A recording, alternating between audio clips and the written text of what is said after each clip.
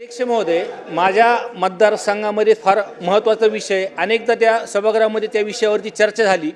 ग्रामीण भागातला विषय.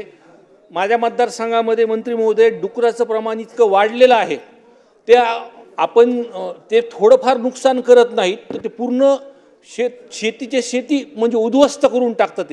ह्याच्या पुढचं अध्यक्ष महोदय, काही प्रकारी घटना अशा झाल्या आहेत की आपण जी उपाययोजना मंत्री महोदय आपण करतात आहे की ती आपण चारी करतो किंवा ते तारची कंपाऊंड वॉल करतो, पण त्यांनी काही सुद्धा फरक पडत नाही. उलट ते चारीवरतून हरणासारखी उड्या मारून जातात आणि जी तार केलेली कंपाऊंड वॉल आहेत ती 2-3 दिवसामध्ये ते आतून उकरून त्याच्यामध्ये बाहेर जातात. अध्यक्ष महोदय, या डुकरांच्या त्रासामुळे फक्त शेतीच उद्ध्वस्त होत नाहीये, तर काही शेतकऱ्यांना आपले प्राण सुद्धा गमावे लागले आहेत.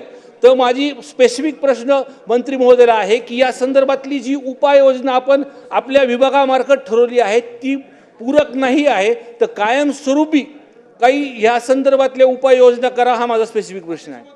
अध्यक्ष महाराज, या अगोदरच उत्तर देताना मी सांगितलं सन्माननीय सदस्यांना की रानडुक्कर मारण्याची अनुमती देण्यात आलेली आहे. आपण जिल्हाधिकारी स्तरावर आपण या संदर्भात आमदार म्हणून बैठक घ्यावी. आपल्याच अध्यक्षतेखाली समितीही करण्यात आली आहे, तोही GR निर्गमित केला आहे. नंबर 2, जी नुकसान भरपाई या अगोदर होती त्यामध्ये आता भरीव वाढ करून 50,000 रुपयापर्यंत नुकसान भरपाई, 6 ते 10,000ची नुकसान भरपाई, आता जास्त नुकसान होतं म्हणून तीही करण्यात आलेली आहे. यासोबत नुकसान भरपाईच्या ज्या काही केसेस होत्या त्या या अगोदरच्या सरकारमध्ये 2-2 वर्ष राहायच्या आणि ही गोष्ट लक्षात आली म्हणून आता कायदाही करून 30 दिवसात ती दिली पाहिजे असंही ठरवण्यात आलं आहे. आता पुन्हा एक गोष्ट लक्षात आली की काही ठिकाणी 30 दिवसात नुकसान भरपाई दिली जात नाही आणि यासाठी आता सॉफ्टवेअर करून याचाही आढावा घेऊन त्या ठिकाणी आपण करण्याचा निर्णय केला. पण याशिवाय तुम्हाला काही सूचना असेल तर तुम्ही 3 वाजताच्या बैठकीत माझ्या दालनात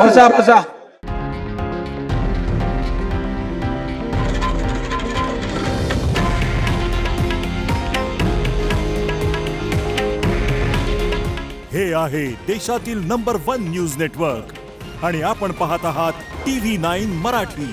काळजी तुमची, हित महाराष्ट्राचं.